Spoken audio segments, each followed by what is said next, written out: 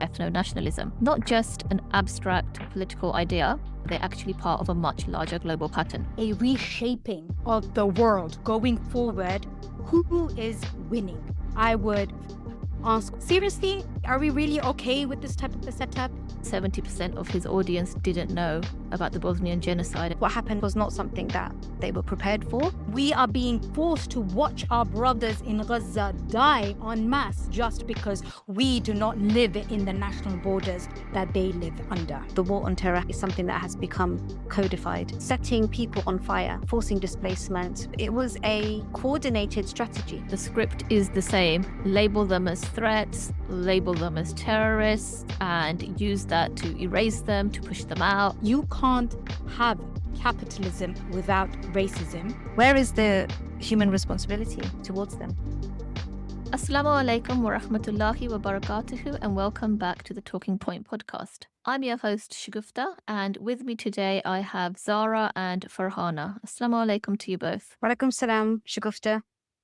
Walaikum salam. Please like, comment, share, and subscribe to our podcast so that you can stay up to date with all of our releases. Okay, so in today's episode, we're taking a good, long, hard look at ethnonationalism and Islamophobia and how they are connected to capitalism and colonial power, not just as an abstract political idea, but actually as a global force that continues to shape the world we live in. We often hear these kind of ideas about nationalism dressed up as patriotism or self-determination. However, today we're going to be looking a little bit more closely and asking ourselves, is it more than that? So whether it's Hindutva in India, where the state increasingly defines what it means to be Indian, or Zionism in Israel, where the idea of a Jewish ethno-state has led to the systematic displacement, ethnic cleansing, and now genocide of Palestinians, we're going to be looking at how both of these two ideologies, how they're actually part of a much larger global pattern. So let's get straight into it. Zara, can I ask you, when we hear about nation states or the nation state model, it's often presented as something harmless. We're actually told that it's just people being proud of their culture, wanting self-determination, and that there's nothing wrong with that. Can you introduce us to this topic and show us what's really going on here, especially when it's used as an idea to exclude, dominate, or even erase others? So maybe you could break down for us what the mainstream narrative says about this idea and how this actually differs from what it really is when we strip it back. If you were to ask any person, usually we hold the idea that, yes, we should have a nation state. It's a very romantic idea where you have a bordered up territory with a government which is for the people, from the people, by the people, freely elected. It's a sovereign government. No international force can, meddle in our internal matters, internal affairs. The populations within the nation state will be sharing, language and common food, common clothing, common ideas. The romanticization of the nation state model that we are made to constantly advocate for is nothing but just propaganda. And hopefully this episode will unpack the very lethal nature of this idea of a nation state. The nation state phenomenon arose in the post-First World War era. The president of America, who else? Woodrow Wilson, in 1918, in his address to the Congress, gave a 14-point speech. He wanted to highlight how there will be a reshaping of the world going forward post-World War I in order to stop these mass wars happening, in order to promote peace between different peoples. And one of the points that he highlighted, which we see today, is self-determination, that the people will have the power to determine for themselves both the political governance within the borders that are either given to them or have chosen to accept, depending upon the context of that geopolitical area. So, as you said, when we strip back all the layers of narratives that were propagated to sell this idea of the nation states to us, the true objectives start to become quite starkly clear. And especially, I would say, today more than ever before. These nations were created by Britain and France. And now America, with its reshaping the Middle East project, is bringing into fruition a further divided up world in order to obviously help with the divide and conquer. So now that we've had a brief introduction to it, I want to zoom out and ask Farhana. This isn't a new idea, but ethno-nationalism has actually shaped and I'd say devastated nations for over a century.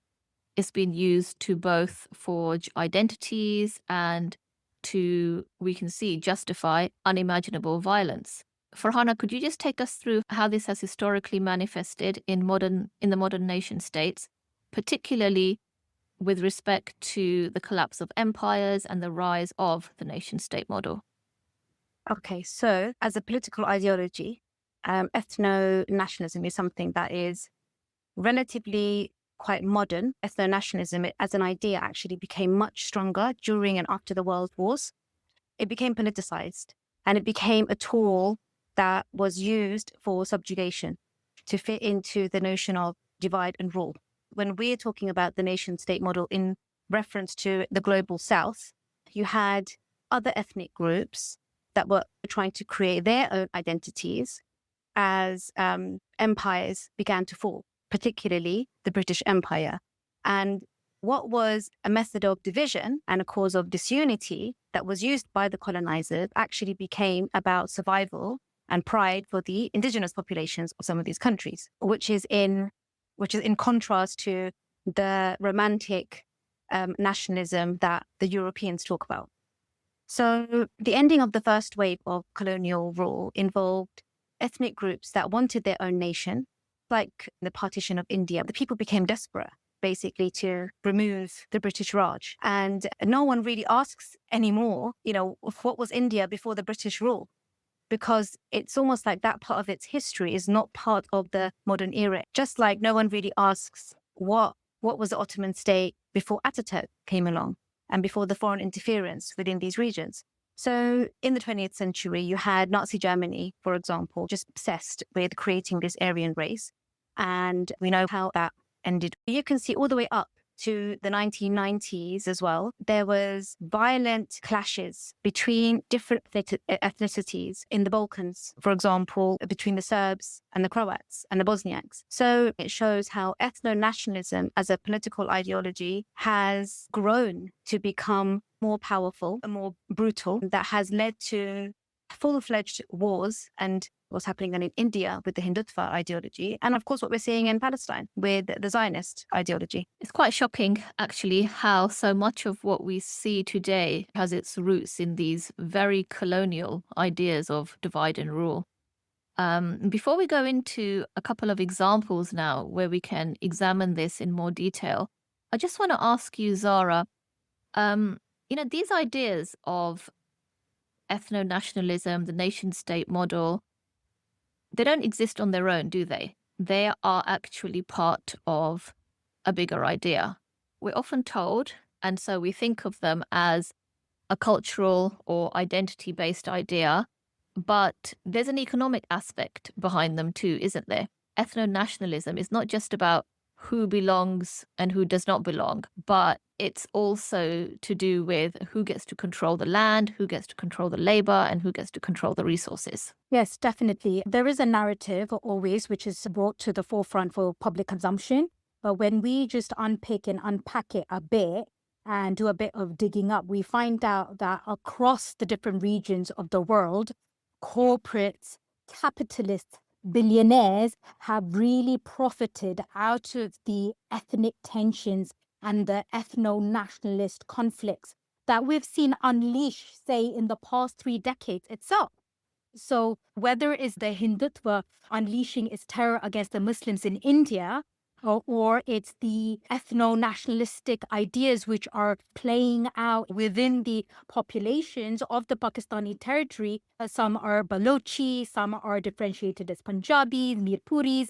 All of these narratives are then used to other and pit one population against the other, which gives them powers to subjugate a problem population that need to be brought in line.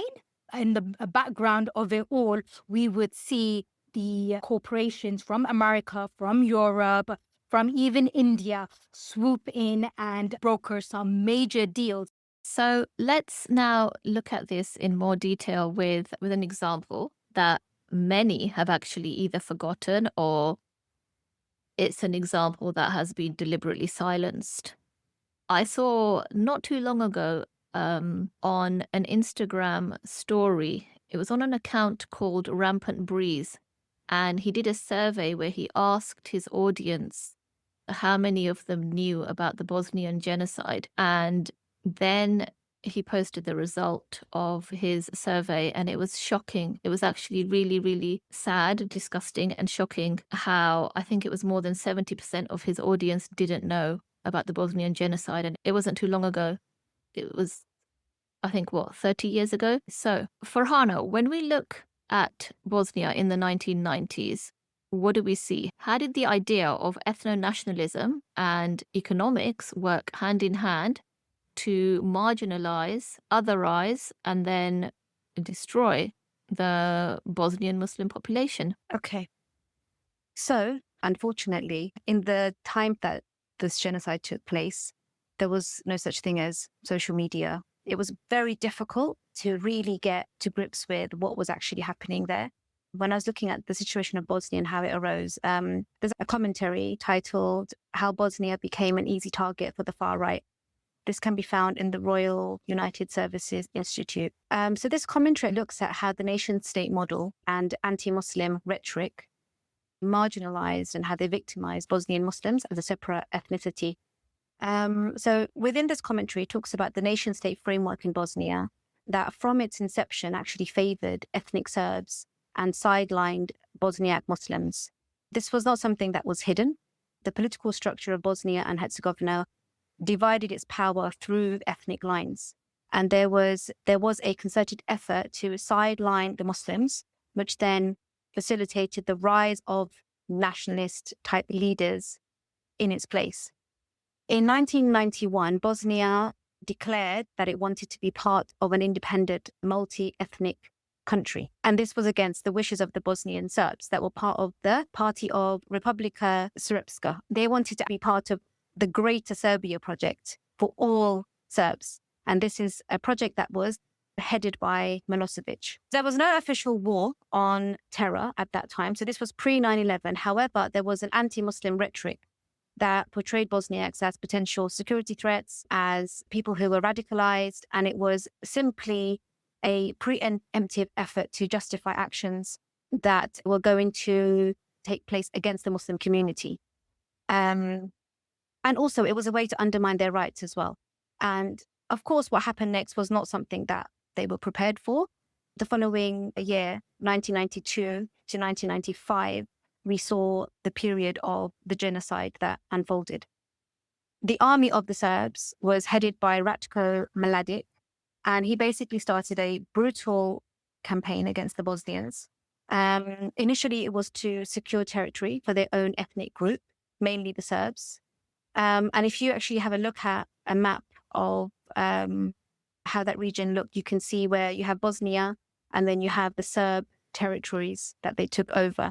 And they've cocooned Bosnia to be in the middle with the Serbs on either side.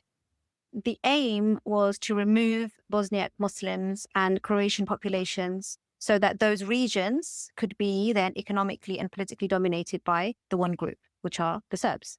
They ended up destroying Bosniak Croatian homes, their livelihood. They made it very difficult to resist or to even return, because what are you returning to? And then this became a broader strategy to permanently shift that demographic and shift the economic power to the Serbs completely. It was documented that as early as 1992, there was about 2 million that were displaced, put into concentration camps. They had committed so many mass murders. There were so many cases of extreme sexual violence and ethnic cleansing that took place on an epic scale, that hadn't been seen in that region before. And, inshallah, many of you have heard of the Srebrenica genocide that took place in 1995. Really, the horrors of what happened is an ongoing reality of what happens when racism is coupled with the neocolonial system. And it shows us what it is capable of doing and what it's currently doing live in Gaza. The UN had basically set up multiple safe zones with peacekeeping forces in areas where the Serbs were known to be actively persecuting Muslims. One safe zone was Srebrenica, in which around 50,000 Bosniaks had come to specifically take shelter. They had around like a few hundred UN forces that were there. It wasn't a large number. But even those men, they were then ordered by their superiors, I'm assuming, to then abandon their post while the Serbs had moved in. And then came the order for genocide. So Mladic broadcasted on TV late afternoon on July the 11th, 1995, and he said, "Here we are in Srebrenica on the eve of yet another Serb holiday. We give this town to the Serb people as a gift.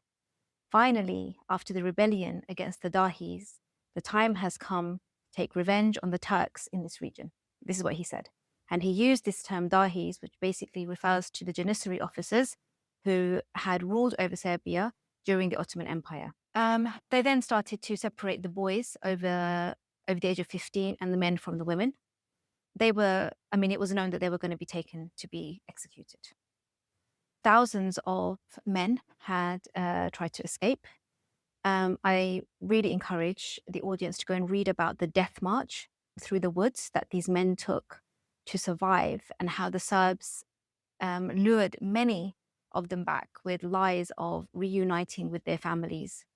There was a case of a father being told, to call for his son to come back and not to worry, he'll be safe, to then be executed in cold blood.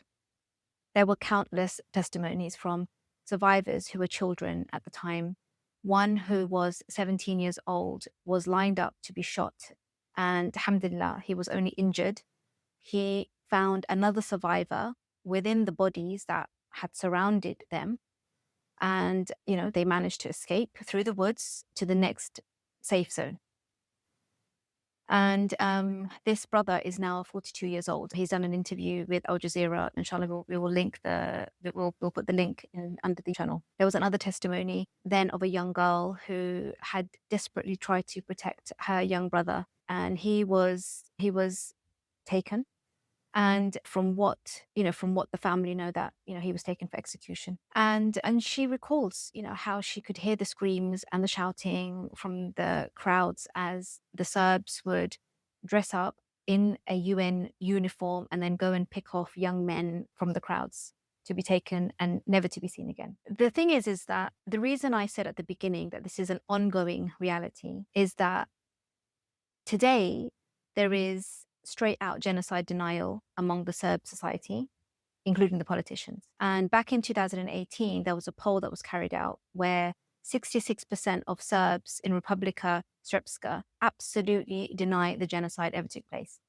And the worst is that the war criminals are regularly celebrated, and you have posters of Mladic put up around Srebrenica and Bratunac reading, "Thank you, General, for the 11th of July, the day of liberation of Srebrenica." So much of the violence was about economic motives, controlling valuable land, fertile farmland, forests, and any strategic area within that region, as well as infrastructure like factories, mines, transportation routes. These were all located within these contested areas that the Serbs wanted control over. And then, of course, you have international interests, because this is one of the big questions, which is, where was the international community when all of this was taking place? Unfortunately, war is good for business. So you have foreign companies and other powerful states that had their eye on Bosnia's transport routes and natural resources like minerals and timber. And they saw potential benefits in accessing or controlling these resources after the genocide. Then you have the military-industrial complex. So the longer they fought, it meant that there is a constant demand for arms and military equipment. And then after the war, you had the IMF and the World Bank and other foreign investors that then pushed for economic reforms as conditions for handing out loans, such as privatization. They wanted to enforce free market policies so that they can come in and they essentially can do what they want, which are great for multinational corporations, but completely sidelining what the locals want. So, it's like they don't see, human beings and how to build harmonious societies, because the prioritization is given to geopolitical and economic goals over any kind of genuine humanitarian concerns. So imagine these guys are sitting there weighing up economic benefits versus protecting, and they are actually delaying and they're limiting their intervention because they're thinking about what are the economic benefits that we can gain after the war or even during the war. A genocide committed because of ethnic and religious differences is not actually a concern, because this is straight from a colonial playbook. Ethnonationalism is not actually ideologically a problem as long as economic and geopolitical objectives are being met. It's all good. It's just unbelievable. Definitely it is. And what's so disturbing is how calculated it was. You know how the narrative laid down the groundwork and then genocide was committed. And, another key example that's also often misrepresented is Rwanda. And it's just usually shown as a tribal conflict. But we know there's a deeper story, one that's tied to colonial history, to economic control, and to the manipulation of this ethnic identity. Zara, can you talk us through the Rwandan genocide and show us how both ideological and economic motives played out? What's really interesting about Rwanda is that it is presented to us as some sort of a conflict or a genocide that just came out of nowhere in a vacuum. But there's a huge history to this area of Central Africa and Eastern African, the nation states that we see of today. Previously, they were under imperial control of the European powers. So those areas were under British control, under East German control, and then finally they came under Belgium. Belgium notoriously is known to have the most brutal policies when it had its colonial control over Congo. There's awful pictures of dismembered children with their hands cut off. The fathers would have to deal with their children suffering in such a way at the hands of the Belgian colonizers just because they did not give enough produce, cultivational produce during that period. And now, knowing the very history of Belgium with Congo, Belgium was then awarded a mandate of Rwanda and a Burundi by the League of Nations, which is the precursor of the United Nations. The United Nations that is lauded as being this organization which was developed in order to bring peace and security to the world and bring stability to populations that have been mired by conflicts. But in reality, again, the United Nations and its precursor, the League of Nations, were an architect of the very Western colonial empire that we know of as America today. So America, under the Woodrow Wilson's 14-point speech, made it very clear that we want our world to be reshaped in these nation states that I touched upon earlier. But we don't only want this, we also want free trade, easing a restriction of passage of goods, and also to control or create international law treaties in order to regulate the peace of these regions and in order to ensure that nothing unjust happens around this area. But lo and behold, the League of Nations gives it to Belgium. Belgium, with its European, supremacist racial theories of white man's burden, goes ahead and codifies the ethnic tribes within Rwanda. The biggest tribe was the Hutus, then it was the Tutsis and Twa. And these tribes were living fine. They were cooperating. One was in agriculture, the other was in shepherding. Then you had the Twa. They were all living fine before the scramble of Africa. They all had to now fall into line with the bureaucracy of giving ID cards, showing allegiances to a certain tribe, a certain ethnic race. And therefore, the divisions which were previously invisible to the people of that region had now become quite stark. the reshaping of this world happened post Second World War. The nation states were given independence. A nation state ideology was embedded within the mindset. And up until today, that region is mired. It's been like 30 years plus. They've been, fighting each other, millions displaced, many of the women and girls abused physically, many of them are homeless. But in the background of all of that, who is winning? It's certainly not the people of that region. Obviously, the capitalist corporations, the European companies, Glencore, Eurasian Resources Group, Umicore, American companies, Apple, Google, Tesla, Microsoft. These are the corporations that have a huge stake in the mineral resources industry of Congo, DRC. And these resources are being siphoned away via Rwanda, which has quite cozy relationships with both Europe and America, though they, scream human rights abuses and child labor violations and the rest of the mantra that we hear time and time again, but they are totally minting it. And just a little, interesting angle to this is that there are specific personalities as well, like Elon Musk, who has partnered up with Glencore, which has gotten licenses from the Congolese state-run company, which looks after the mine. And the middleman is an Israeli billionaire who has been sanctioned by America, but of course is having all sorts of backroot corporate business being brokered with both the American and European companies. I just wanted to add to that point that, this issue of genocide, because we're having this discussion, with regards to Palestine about whether it's genocide or not genocide. I think it's an important point to mention that, like the genocide of Bosnia, there was a call to genocide for Rwanda as well. And I think it's important to note that this isn't something that just happens, all of a sudden in one day over one radio release or one TV release. In the case of Rwanda, a radio station called the RTLM, and it was established in 1993, and they would host people who would regularly call the Tutsis cockroaches, and they would talk about, how they have to cut down the tall trees. And everyone knew that this was in reference to the Tutsis. And so once the genocide had started, which was after the assassination of the Hutu leader at that time, the station then broadcasted the names of people to be killed and information as well about, where they could be found. And this call was put out in 1994. And it was directly by the government, and it was supported by the media, by the newspapers.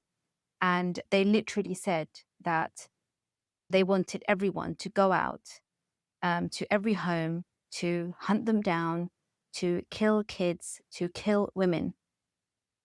And this obviously came after a long time where this hatred was sort of built up slowly. So it ran very deep in the society in Rwanda, and these are from testimonials. If the government is behind something like this, then there's no hope that you're going to have of holding the people back. And so we saw it in Bosnia, this dehumanizing language. We saw it again in Gaza, live streamed. We're watching it live streamed as we speak, where the Palestinians were referred to as human animals. Gallant said it clearly on TV, cut off their water, cut off their electricity. So they might not use the word genocide, but we've all, everyone's learnt how to infer. We've all done it in school, where you may not say something directly, but there is evidence within the speech that clearly shows what that language is referring to.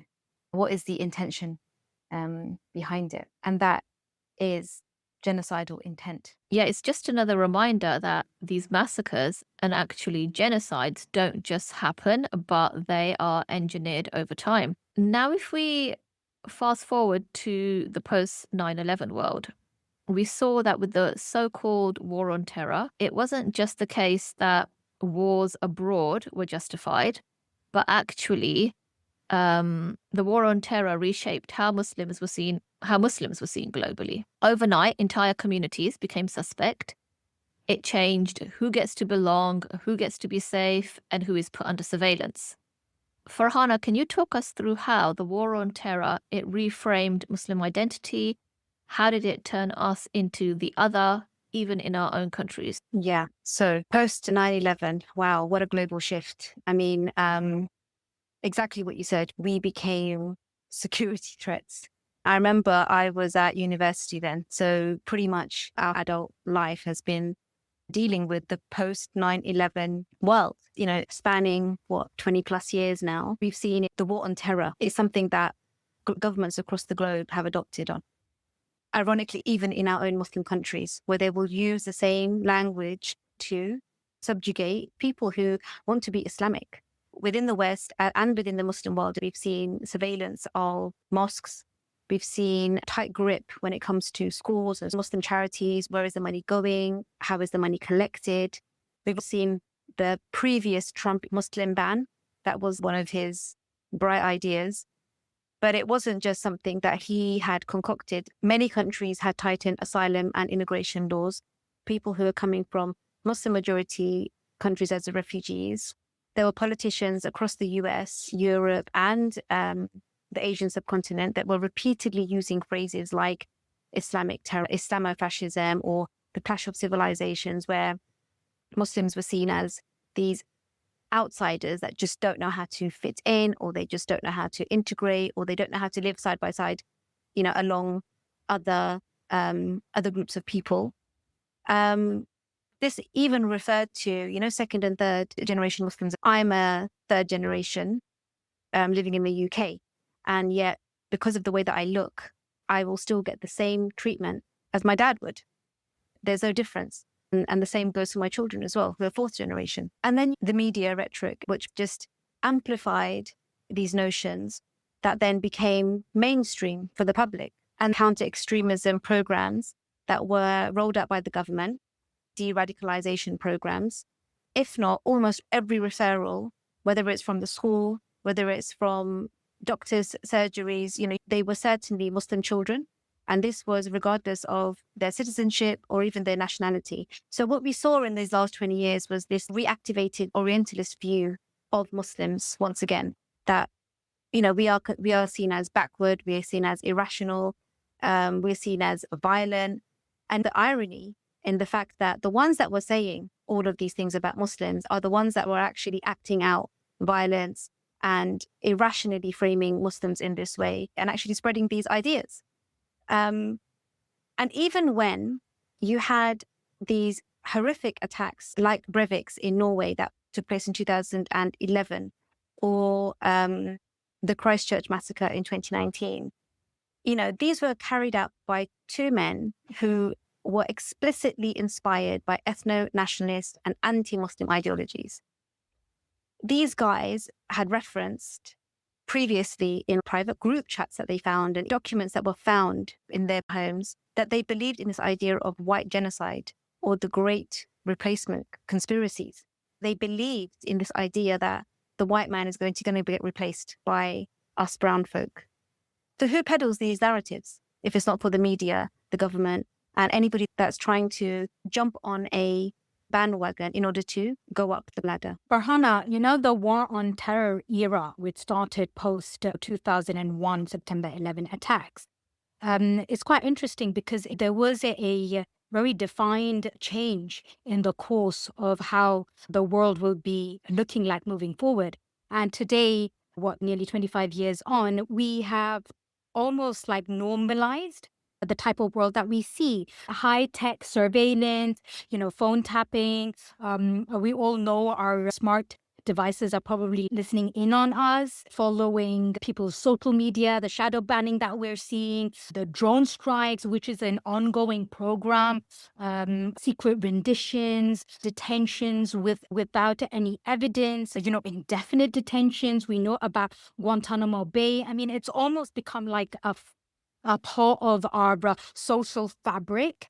But interestingly, it was done by introducing a very special type of act, which has a very romantic name again. It's called the U.S. Patriot Act of 2001, which allowed the President of America and the American government to have extended and expanded powers, which can enable it to have its reach across the globe, across the borders, across the nations and regions and continents that we have been lectured are sacred. We have been lectured that these borders are never to be trampled upon. And we are being forced to watch our brothers in Gaza die en masse just because we do not live in the national borders that they live under.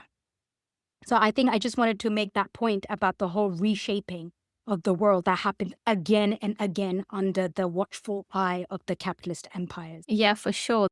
That logic of the Muslim as a threat has definitely now become global.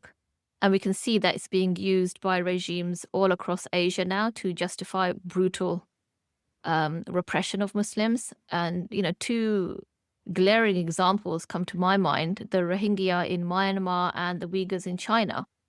Both Muslim minorities, both targeted under the excuse of counterterrorism. And again, it's not just about fear, it's actually about power, about land, and about control. Farhana, can you walk us through ethnonationalism and the war on terror narrative, how they've been used to carry out these specific atrocities, especially in the case of the Rohingya? So when it comes to the issue of the Rohingya in Myanmar, there was a report that was written by the International State Crime Initiative. They are based at QMW in London. This report is called Countdown to Annihilation, Genocide in Myanmar. And it basically analyzes how the Myanmar state policies were influenced by the colonial nation-state model and the global war on terror, and how it contributed to the genocide of the Rohingya Muslims. Myanmar's adoption of the nation-state model immediately led to seeing the Rohingya Muslims as being outsiders. This has become a common theme, as you can tell. But this time, because it's 9/11, the war on terror is something that has become codified, and it's something that has been adopted by governments across the globe, as we explained before. It was very easy then for Myanmar's military to frame the Rohingya Muslims as Islamic militants or terrorists, and it helped to then change the public opinion and then also gain international support, because they are, they're just following through with counter-terror operations. And all of this, of course, has been institutionalized legally and administratively, even though when you're looking at the Rohingya population, they are not a threat to Burma in any way, shape or form. But by targeting them, what they did is that they first were able to deny citizenship. So they actually were able to take away their identity cards. And therefore, the Rohingya then became stateless within the state of Burma. So that's the first thing that they did. They also had support from the Buddhists. I remember at that time when this first came about, there was a huge uproar, and it's very controversial because the Buddhists are known as peace-loving and they don't get involved in politics and whatnot. But, they were very much part of this, and they dominated the politics actually within Myanmar. And they are the ones who cast the Rohingya as a demographic and a cultural threat. And they used this to then further justify ethnic cleansing. As a result of them becoming security threats, the Myanmar government obviously exploited this narrative, and then they justified military operations against them. If they're not seen as human anymore, then you can legalize any kind of state-sanctioned violence against them. So the reports that have come out of what the army did to the Rohingya population, men, women, and the children, is really just so horrific. Mass killing, rape, burning down their villages, burning the people, setting people on fire, forcing displacement. It was a coordinated strategy to annihilate the Rohingya population. It was like a step-by-step approach to get to this point. And of course, these incidents are not isolated at all, because if you were to look at what's happening in the Rakhine state now, there are still killings taking place. It's a never-ending situation. And, this is a campaign of genocide that was orchestrated by the state that we hardly hear about at all. And not to forget economic motives, because it involves taking control over lands and resources within the Rakhine area, because there's always something within these lands or within these areas that are part and parcel of the motivation to displace and remove and ethnically cleanse. But I think the most shocking thing is the level of violence that is meted out is seriously worrying, that people can do this to other people just because they're not the same as you. Yeah, for sure. We see yet again, the script is the same. Label them as threats, label them as terrorists, and use that to erase them, to push them out, and all under the guise of security. It's really shocking. And you're right, there's just this silence. And actually, silence is complicity. Zara, could you follow up by explaining how a similar thinking has played out in Palestine and the genocide in Gaza to control land and resources, and how we've seen a global silence over it? Yes, the issue of Gaza, West Bank, Palestine, the greater Assam area is a horrific issue that our hearts just get wrenched every time we look into that area. I wanted to start by reminding the audiences of something that Malcolm X said. And remember, he's probably one of those whose ancestors were probably brought over to America through the transatlantic slave trade, and whose family members have also probably seen quite a bit of torture at the hands of the colonizers in the African continent itself. So he had a very good understanding of how capitalism plays out and what are the tools that it uses in order to expand its colonial and capitalist endeavors. So he said, you can't have capitalism without racism. You can't have colonialism without control. And you can't be free if your mind is still colonized. When we look at the people of Gaza, nobody would say that their minds are colonized, but we do see that the lands are colonized. The United Nations did an article in 2019, it's done by the UN Trade and Development, and within that article, it says that unrealized potential of Palestinian oil and gas reserves. Resources in the occupied Palestinian territory could generate hundreds of billions of dollars for development. So the geologists and the resource economists have actually confirmed that the occupied Palestinian territory lies above sizable reservoirs of oil and natural gas wealth in Area C of the West Bank and the Mediterranean coast of the Gaza Strip, according to the recent UNCTAD study. So we have this genocide unfolding for the past 20 months. We've got the West Bank turned into a war zone. And for what? These multi-trillion-dollar potential which lies beneath the ground and beneath the sea. Rishi Sunak, father-in-law, has got a strategic partnership with BP, which was given licenses by Israel to go and explore these oil and gas reserves of the shore of Gaza.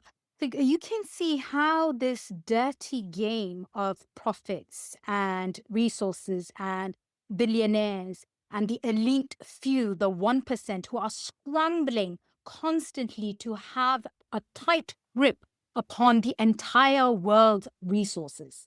So it does not stop with the Rohingyas. It does not stop with the Gazans. It does not stop with the Congolese people. It is part and parcel of the capitalist ideology of doing things. Capitalism and the Western Empire did not become great, powerful, and prosperous because of its fantastical view on how to treat humans with equality and human rights and give them freedoms. No. It became great because it went around doing what it does best. Killing and pillaging. Let's call it the way it is. Right. And, it really is disgusting how complicit global powers can be and are when economics is at stake. And, the way the global world order is set up, it's the case that we actually have institutions like the United Nations, the IMF, or the World Bank, which are meant to exist to hold states accountable. in practice, we've actually seen something else. We've seen that they failed to intervene, even in genocides. The Bosnian genocide, the Rwandan genocide, now the genocide of the Palestinian people, whether that was in Sabra and Shatila and now in Gaza. Especially when Muslim populations have been targeted, they have not intervened.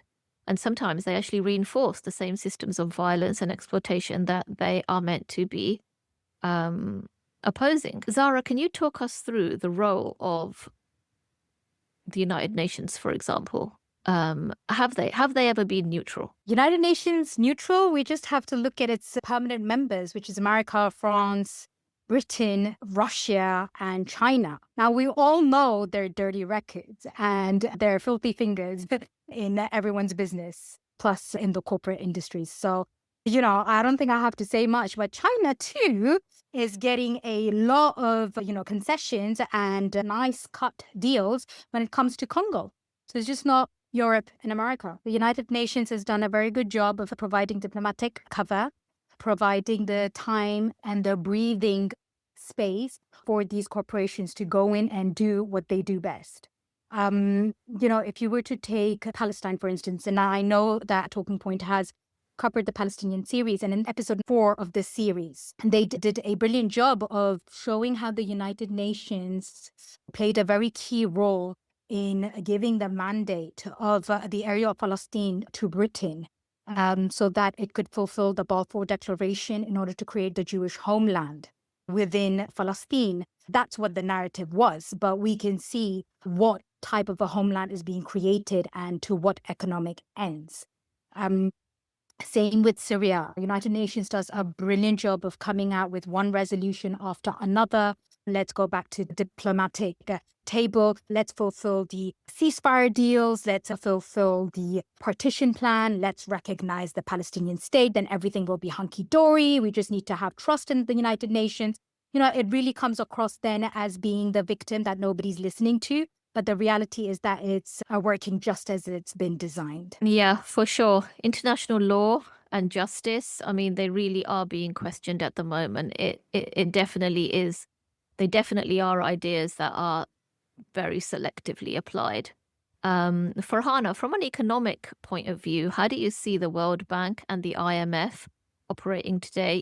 Are they the development partners that they claim to be, or are we looking at economic control?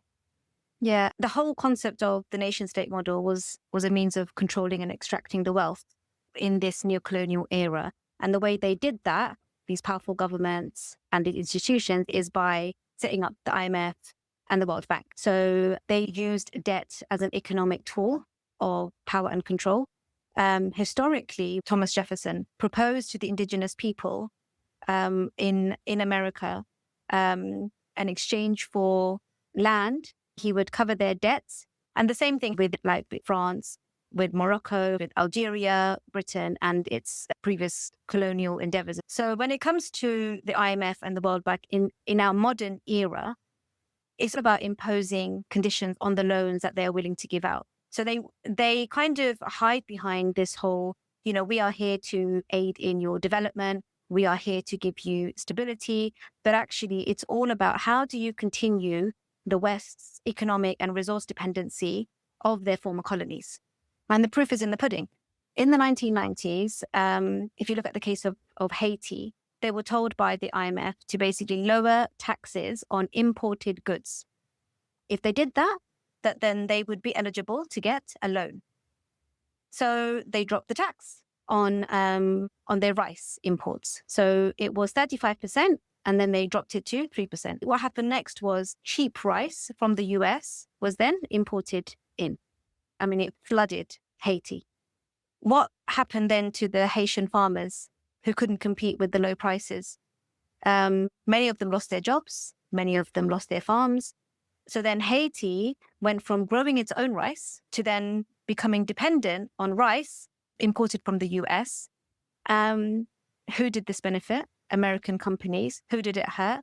Haiti's economy. And it basically made them reliant on others for their own food. So this is imperialism rebranded as security to justify militarization and foreign intervention. And aid and loans are a part of that. It's basically the soft power because it gives access to infrastructure, access to land, it gives access to strategic assets. And the arrangements may have some benefit to the indigenous. But if you were to look at it, the benefit in relation to the amount of loan and the conditions, all it does is it reinforces global inequality. It's not worth it, basically, because you are essentially just crippled with debt. And then when it comes to the media as well, they play a crucial role in distorting and silencing narratives. We've seen this firsthand with what they've done in Gaza. The reality is that the current system, it relies on war, it relies on racism, economic control, and it does this to sustain global capitalism. It cannot sustain it without those three things. So international institutions and media, they will do anything to legitimize and whitewash its crimes. This is hands down. And even presenting genocide as necessary, they won't say that blatantly, but this is essentially what they're saying, for security, and crippling debt dependency as development, and resistance as extremism. Everything has another meaning when it comes to maintaining and retaining global capitalism. Yeah, for sure. And it's always the same people, isn't it? Just paying the price over and over again. We started this discussion at the beginning with Zara taking us through the mainstream narrative that is presented and just peeling it back to expose, well, no, actually, this is what nation states are actually all about. And I think you've done the same thing here for Hana. We're told that it's actually a narrative about security and development and fighting extremism, when actually, if you peel that back, the real narrative is something completely different. We've talked a lot about ethnonationalism and capitalism and how they work together to do everything you've both described. And we've seen how it has been directed at Muslims. Can we discuss what is it about what Muslims believe in and carry? What is it about Islam that it has to offer as a political system that can challenge these structures? We're not just talking about Islam as a religion, but Islam as a civilizational framework, one that offers a fundamentally different way of thinking about power, a fundamentally different way of thinking about justice and economy. Zara and Farhana, both of you, turn by turn, what are your thoughts on this? Yeah, what kind of world are we living in? Yeah, it's playing out all in front of our eyes. We live in an age of social media. In our hands, we can see the very atrocities and the benefits that the capitalists, the corporate industry, and the military-industrial complex are gaining out of the current world order based on nation states, based on international law, the IMF, the World Bank, the United Nations.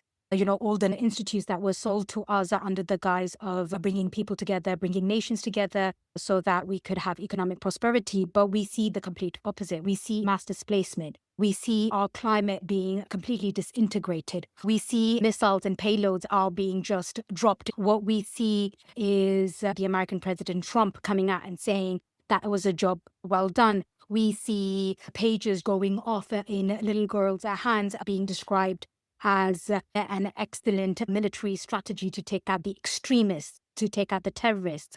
We see entire populations within Palestine labeled as a terrorist population. Not even a baby is spared. Media channels in Israel, in America, with congressmen coming out and saying, yeah, kill them all, right? This is the type of world that we're living in. And then we're told that it's a world that we can work with, a world that just needs a little bit of reform here and there, a policy change here and there. Maybe the United Nations needs to be reformed just a tiny bit so that the other member states can be taken seriously. I would push back and I would, ask back, seriously, are we really okay with this type of a setup? We have had a world which does not start when the colonial powers started to pillage our lands. The Islamic civilization bears testimony to how peoples of different walks of life, Jews, Christians, Hindus, Muslims, people of different religions and skin color, all of them coexisted and they thrived. The Balkans was a thriving commercial hub. That's what it was.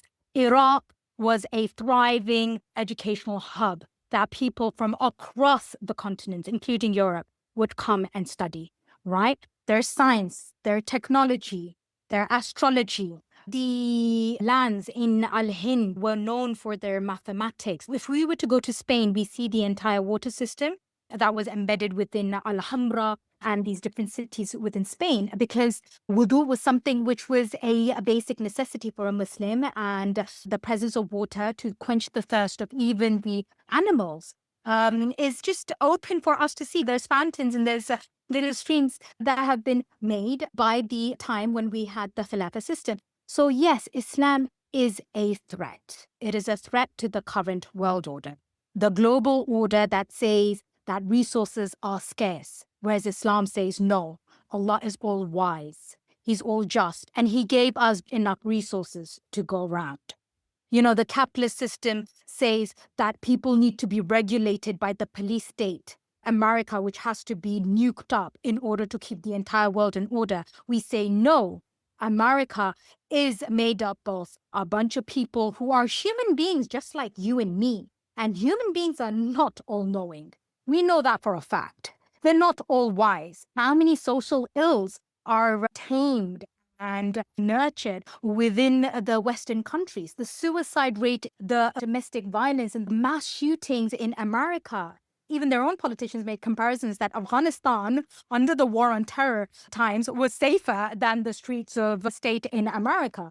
Why? It's because the creator who created mankind and this entire world created it, not to abuse it, but to share it around and use this world as a stepping stone for the akhirah, inshallah, which would, secure Jannah for us. I want you to imagine a time when a Muslim could travel between Sarajevo in Bosnia to Alexandria in Egypt, to Jerusalem in Palestine. They could study in Tripoli and they could take a weekend trip down to Damascus without any difficulty. This was approximately over 100 years ago, like a reality. And this happened before the concept of nation states and nationalism and ethnonationalism. You know, it was not even a perceived idea in the mind of a Muslim to create such a division between the non-Muslim populations that had lived under an Islamic authority, let alone between the Muslims themselves. To now live in a reality that this concept of division based on lines, color, religion, apparent ethnicity, this reality that is so ingrained in our minds that we have actually been able to watch and witness a genocide to take place in Bosnia, for people that we share a faith with to be massacred, for Rwanda and Congo to be absolutely ravaged, that in Myanmar, the Rohingya can be burnt alive or drowned while they're trying to, seek refuge. Where is the human responsibility towards them? And this responsibility has been shut because of lines in the sand and power structures that believe economic prosperity and power can supersede the preservation of human life, especially those that are seen as inferior. And the concept of nationalism that has been adopted, especially in the Muslim lands, it's so absurd that I was reading about how Mosul, the region in Iraq, was originally supposed to be part of Syria, controlled by France. When they found out that the region had a lot of oil and a lot of wealth, Britain decided, no, we're going to take it. And they actually redrew the line so that Mosul then belongs to Iraq. Mosul would be part of Syria had it not been for the British literally redrawing that line. So I just want us to think about this for a moment, that this line that they drew has actually stopped us from having any connection to anyone or anything that goes beyond it. This model was imposed on the Muslims and the global South to control us and to have access to our resources. The reality now is that we seem to be the last ones to realize this, and we seem to be the last ones to reject it. It has clearly worked better than they ever could have imagined. The Muslims who lived without borders, a collection of cultures, different languages, different religions, engaging in trade, in business. They used to travel for education. They used to enjoy that ease of movement. They had protection by the Islamic State. They looked out for the genuine well-being of its citizens, all its citizens, with the objective of preserving human dignity and preserving human life. Islam is not just a faith. It has a comprehensive worldview. It has something to say about governance, economy, law, social life. But I think the issue is that all of this gets overlooked, even though we have a 1400-year history of a fully functioning authority. And I think it's been intentionally relegated to keep it out of that political sphere as any viable alternative to the current world system, capitalism. But as Zara was saying, there's a clear running theme that capitalism or neocolonial orders depend on, which Islam fundamentally challenges head on. So whether you want to call it nation states, military dominance, cultural hegemony, like pushing Western norms, pushing secular values, pushing a way of life. When it comes to Islam as a political model, it basically disrupts all of these things, because the objective of Islamic governance is justice. And that justice is defined and set by a creator of not just Muslims, or all human beings and all life on this earth. And so unlike the system that we are currently living under, which is designed by a man, and that design encapsulates all of our desires, our biases, like overconsumption, being insanely profit-driven, belief in this racial superiority, which are fundamentally the very root of the problems that we are facing today. This becomes a problem then for capitalism, because it wants to have a monopoly on ideas of justice. It wants to have a monopoly on what is seen as progress, on how you govern. It finds it problematic that you would have economic justice through a system that does not exploit, that avoids debt traps, that avoids any kind of crippling interest. Interest is completely prohibited. All of these things would completely undermine IMF, World Bank control over countries. We're talking about redistribution, taking interest out of the economy, communal responsibility, a ban on privatization of natural resources. You can't own water. You can't own the energy. I swear they would bottle the oxygen that we breathe and sell it back to us if they could, honestly. It's also problematic for capitalists that Islam calls for the dismantling of these borders. This concept of ummah, this global Muslim community, it cuts across borders, it cuts across national loyalties, it challenges ethnonationalism on the head. And it's what capitalism thrives on, right? Being fractured, being competitive states. And also it challenges Western secularism, which is their belief system, as if it's the only rational worldview there is. So the real threat of Islam is not extremism. It's nothing to do with being radical or being a terrorist. It's the fact that it is an alternative to neocolonialism. And what the West did is that it responded to this alternate vision by weaponizing Islam and putting all these labels around it that we've discussed. And it did that because it needed to find a way to delegitimize it and to target Muslims. So looking at it from a capitalist view, obviously any critique, any resistance to Western imperialism, or any idea that's going to put a stop to economic exploitation or their cultural domination, they're going to want to put a halt to that. They're not going to want to be challenged because it's working for them. The lengths that they are willing to go to in order to maintain their hegemony. And now it's for Muslims to rethink and re-strategize that if we have something spiritually, economically, and materially to offer, and that in terms of dignity and the sanctity of human life is in jeopardy, we have to do something about this. After hearing all this, it's clear that actually the repression of Muslims, it isn't about fear of extremism. It's about an attempt to actually bury an alternative to capitalism, an alternative to the American empire, to global injustice and inequality. We're coming to the end of today's podcast, and I'd like to ask you both, what would you like to share as your final message, your take-home points for our listeners? So Zara first, and then Farhana, please. The take-home point I would want the listeners to go away and think about is, do we want to be part of a momentum, a growing momentum, which is calling for change?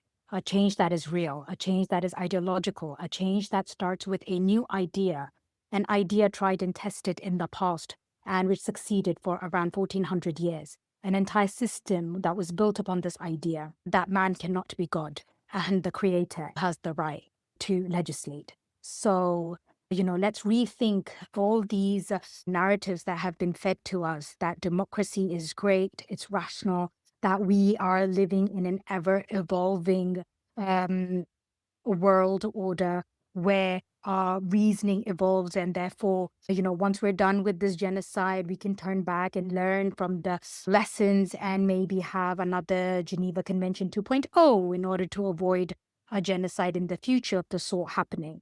So let's just not get entrapped by the propaganda, by the narratives, and start looking back to Islam to answer some of the glaring questions that are staring at us today.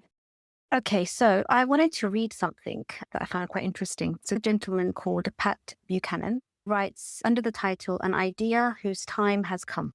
Today, tens of millions of Muslims appear to be returning to their roots in a more pure Islam. Indeed, the endurance of the Islamic faith is astonishing. Islam survived 2 centuries of defeats and humiliations of the Ottoman Empire and Ataturk's abolition of the Caliphate. It endured generations of Western rule. It outlasted the pro-Western monarchs in Egypt, Iraq, Libya, Ethiopia, and Iran. Islam easily fended off communism, survived the rout of Nasserism in 1967, and has proven more enduring than the nationalism of Arafat or Saddam. Now it is resisting the world's last superpower. I thought that was a really interesting piece. It made me think about the fact that in such a difficult time that we are in, it's been very difficult actually to colonize Islam and to colonize its values and its people and its belief in its system. The threat that Islam poses to the empire is civilizational. It's not military, it's not violence, it's none of those things. It's a threat to this myth that, call it neocolonialism or capitalism, that this system is the final form of human society. It's not. They know it's not. Because if they believed that, then they would not have to go to the lengths they've gone to in order to demonize Islam and Muslims. There'd be absolutely no need, because you could come to the table and have an intellectual debate. But the fact that you have to go to such decrepit lengths to completely sideline Islam is quite telling of the self-esteem of capitalism and the system itself, but also that it does not believe that itself can last forever. Jazakallah khair to both of you. Definitely what we've heard today isn't just a list of atrocities. It's actually a pattern, a systematic pattern, from Bosnia to Rwanda, from the Rohingya genocide to the Gaza genocide, from Hindutva's anti-Muslim violence that we spoke about in the previous episode and Israeli occupation of Palestine. We've seen ethnonationalism has been and has become the favored tool for capitalist nations to consolidate their power, to dehumanize communities, and justify brutal repression and annihilation of people. And what connects them isn't just hatred, it's actual strategy. These aren't random acts of violence. They're actually calculated efforts of capitalist nations to secure their territory, to control resources, and silence resistance. And all of it's made palatable to the world using media narratives which push this all under the banner of security or counterterrorism or democratization and development. And the war on terror, you both showed actually, it actually gave global legitimacy to these ideas.